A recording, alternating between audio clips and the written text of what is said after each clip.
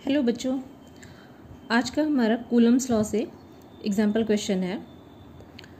Two similarly equally charged identical metal sphere A and B repel each other with a force of 2.0 into 10 to the power minus 5 Newton. A third identical uncharged sphere C is tossed to A, then placed at the midpoint between A and B. Calculate the net electrostatic force on C. इस question में आप देख सकते हैं कि दो metal sphere है ए and B, जो कि सेम चार्ज है जिसपे 2.0 इंटू 10⁻⁵ न्यूटन, और उसके बाद एक तीसरा स्फेयर सी है जो सबसे पहले ए के से उसको टच किया जाता है और उसके बाद ए और बी के मिड पॉइंट पे उसको रख दिया जाता है। तो यहाँ पे हमें कैलकुलेट करना है कि calculate the net electrostatic force on C. तो अब इसे हम कैलकुलेट करेंगे कुछ इस तरह से।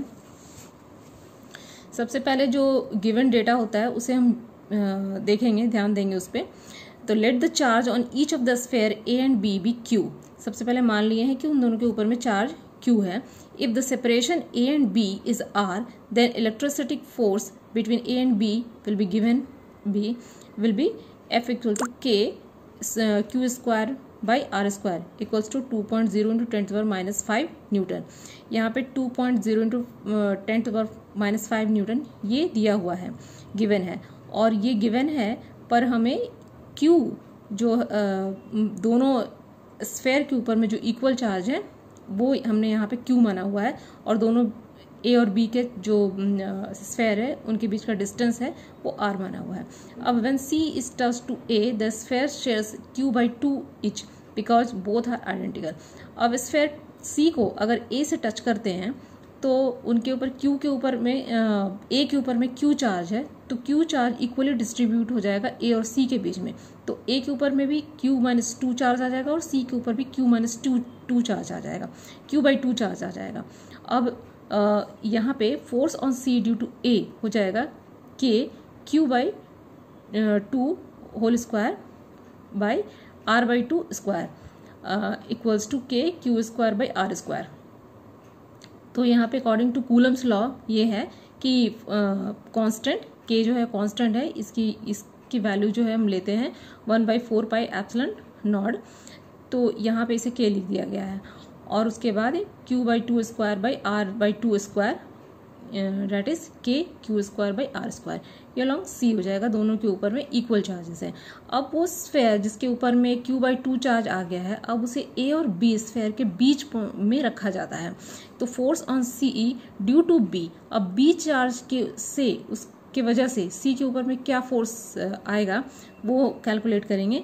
तो उसके लिए भी कूलम्स लॉ यहाँ पे अप्लाई करेंगे। यहाँ पे K कॉन्स्टेंट, Q जो चार्ज है वो B के ऊपर जो चार्ज है वो है, Q/2 वो C के ऊपर जो चार्ज है वो है, तो इन दोनों का प्रोडक्ट लिख दिया, divided by R/2 square. R जो है A और B के बीच का डिस्टेंस है और इसके मिडल हमने पॉइंट लिया हुआ है, तो R/2 हो जाएगा। तो यहाँ पे हो गया K.2Q square by are square along BC। Since this force act in opposite direction, therefore net force on C is. अब यहाँ पे जो चार्जेस हैं वो सब इक्वल हैं, मीन्स कि सेम चार्जेस लग रहे हैं, उनमें सब या तो सारे पॉजिटिव हैं या नेगेटिव हैं। तो यहाँ पे इनके ऊपर में एक रेपल्सन है, तो वो ऑपोजिट डायरेक्शन में होगा। तो since this forces act in opposite direction, therefore the net forces on C is F' equals to K.2Q square by R2 minus K.Q square by R2। यहाँ पे जो हमने पहले ये जो चार्ज निकाला ये और ये, इन दो चार्ज दिस माइनस दिस किया गया है, तो यहाँ पे हो जाएगा, इसको सब्ट्रैक्ट करने पे हमारे पास जो नेट चार्ज हमारे पास आ रहा है वो है Q square by are square, that is 2.0 into 10⁻⁵ newton along BC। तो यहाँ पे ये चार्ज इतना निकल के आ गया। यहाँ पे हम देख सकते हैं कि जो force on A and B ये जो दिया हुआ है 2.0 इंटू 10⁻⁵ न्यूटन, ये बिल्कुल सेम है force on C due to A and B। तो C के ऊपर भी उतना ही चार्ज लग रहा है जितना कि ए और बी का एक दूसरे से लग रहा था। तो यहाँ पे आ गया है, ये भी यहाँ पे भी निकल के 2.0 × 10⁻⁵ न्यूटन अलॉन्ग BC है। कूलम्स लॉ से हमारा नेक्स्ट एग्जाम्पल क्वेश्चन है, 2 identical charges Q each are kept at a distance r from each other. A third charge Q is placed on the line joining the above 2 charges such that all the 3 charges are in equilibrium. What is the magnitude, sign and position of the charge Q? यहाँ पे 2 charges हैं Q, equal charges, 2 identical equal charges हैं जो कि एक line में इस तरह से रखा हुआ है, और उन दोनों के बीच में जो डिस्टेंस है वो है r, और एक तीसरा चार्ज Q जो कि यहाँ पे इन दोनों के बीच में जो लाइन दोनों को जोड़ रही है उसके बीच में रखा हुआ है। तो यहाँ पे अब क्वेश्चन ये है कि a third charge Q is placed on the line joining the above 2 charges such that all the 3 charges in equilibrium. अब ये दोनों बराबर चार्ज है, एक तीसरा चार्ज बीच में रखा हुआ है। तो इसमें ये निकालना है कि आखिर कितने डिस्टेंस पे रखा हुआ है और कितना चार्ज रखे जिससे कि ये सिस्टम पूरा इक्विलिब्रियम में आ जाए।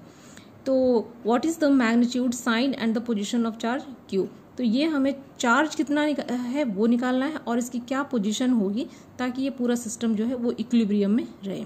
तो इस क्वेश्चन के लिए सबसे पहले हम ऐसा करेंगे कि suppose the 3 charges be placed in the manner as shown in. सबसे पहले हम इस तरह से एक फिगर बना लेते हैं कि चार्जेस है A एंड C, इसके बीच में प्लेस किया हुआ है, पोजीशन B पे Q चार्ज प्लेस किया हुआ है।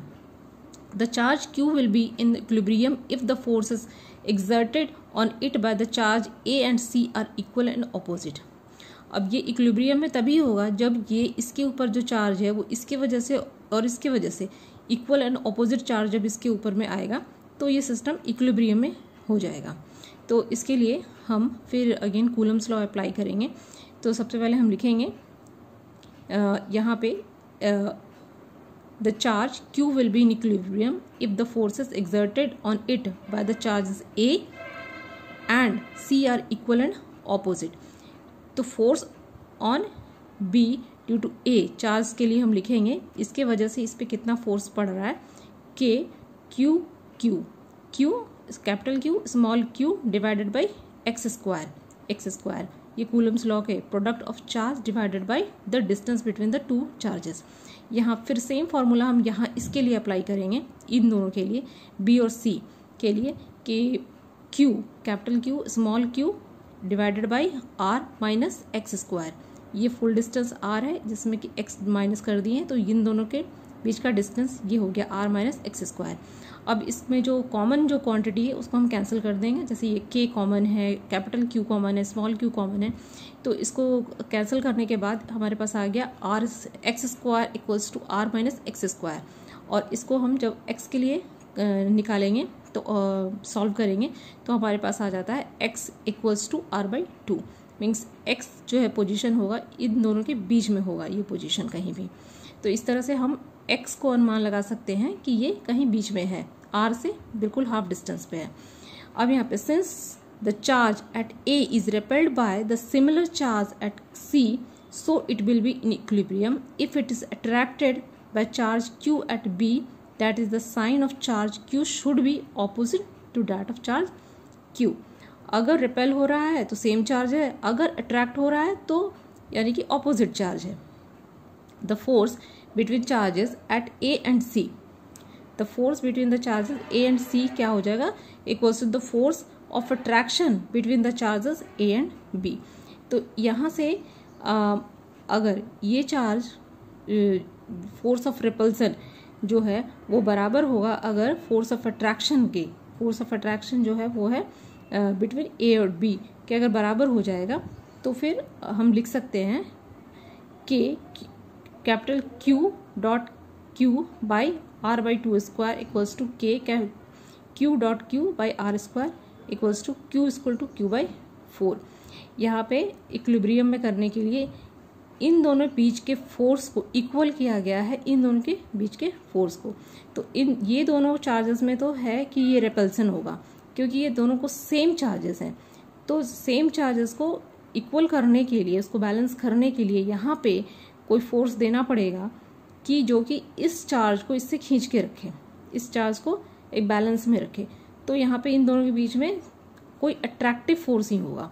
तो अट्रैक्टिव फोर्स करने के लिए यहाँ पे हम इक्वेशन बनाएंगे कि पहले हम इक्वेशन लिखेंगे force between this two charges. तो Q force between this two charges that is A and C।